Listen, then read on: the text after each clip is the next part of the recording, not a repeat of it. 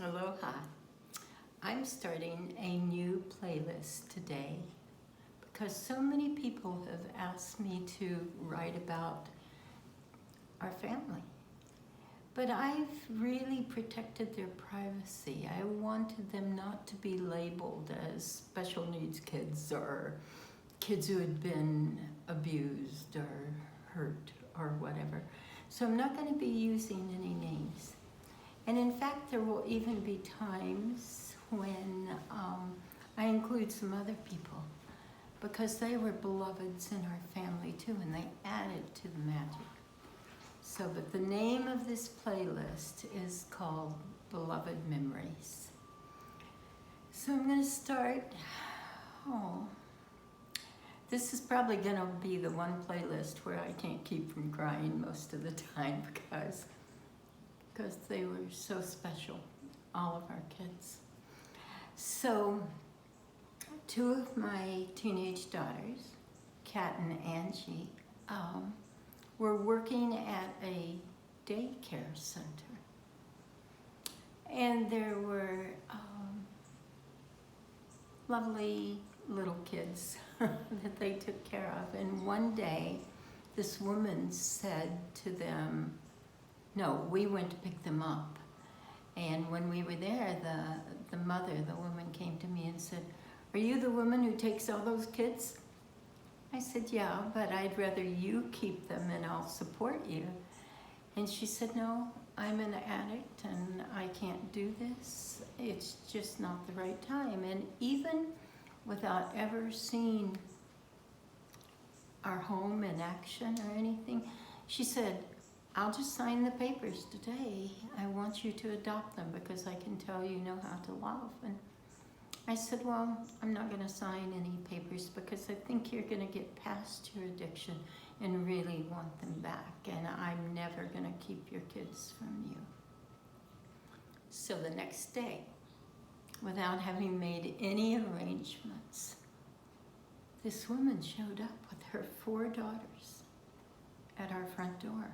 And she said, I brought the kids. They're here for you.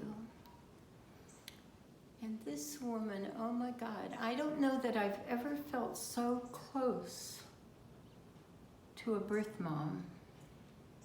She was gorgeous, powerful, big black afro. Just when you were in her presence, you knew you were changed. And I just fell in love with her because she and I had a similar kind of power, although we couldn't have had more different childhoods. So the kids she brought, and I'm not going to name them, was a new baby who was, I think, maybe a month old.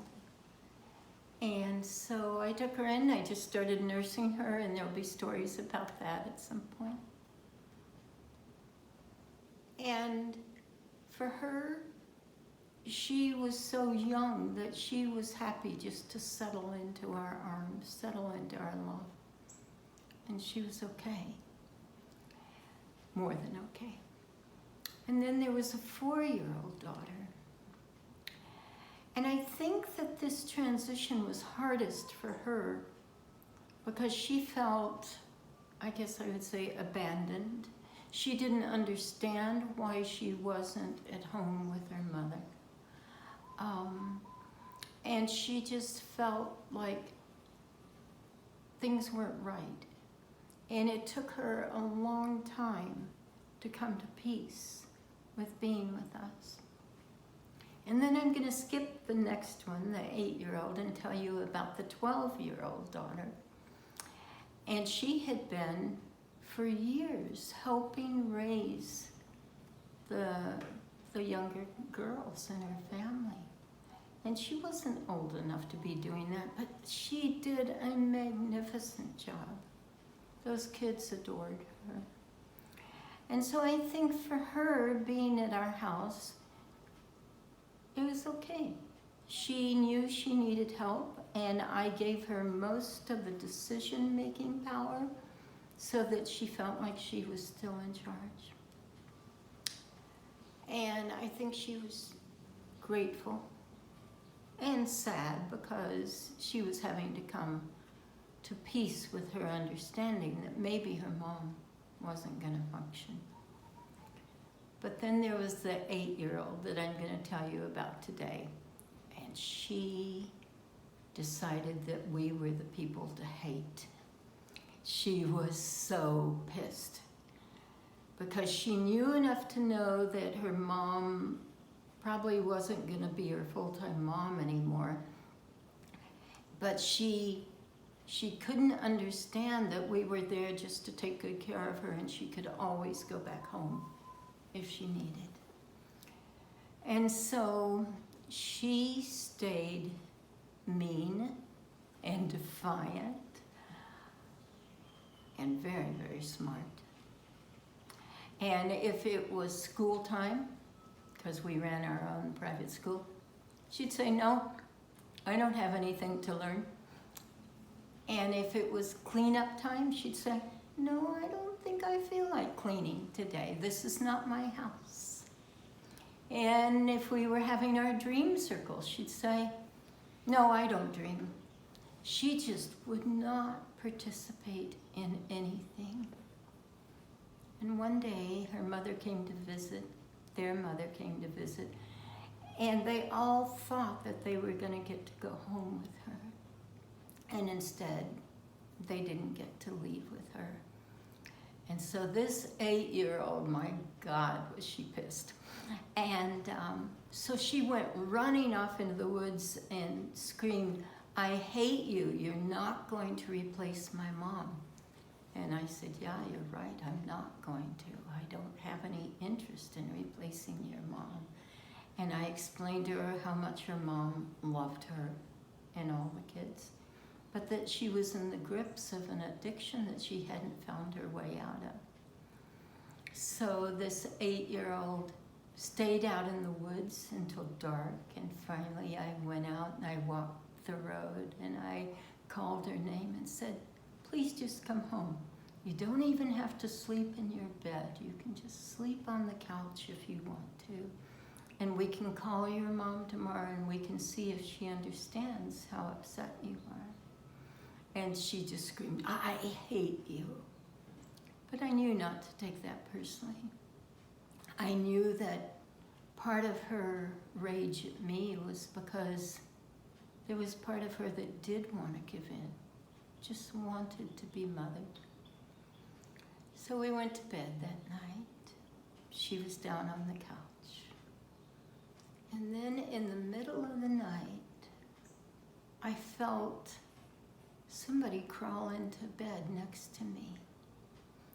And I opened my eye just a little bit, and yes, it was her. And she thought I was asleep. And so she didn't know that I could hear her. And she put her hand on my heart, and she laid her head right next to my head. And she whispered into my ear, "Please, please, don't give up on me. I'm really a nice person, and I want you to be my mom." And I stayed asleep, so to speak. So I don't think until this day that she knows that I heard that. But my heart opened so wide that she was vulnerable enough to say, "I love you," even though she couldn't say it in the daytime. And maybe sometime I'll tell you the rest of the story, because she grew up and learned to teach everything that I was teaching in our family. And she even got asked to come and teach in Washington, D.C., I think by the Obamas, but I'm not sure, about how to love children unconditionally who have not received the love they needed. And she now teaches young women who come out of prison how to find their power and love themselves.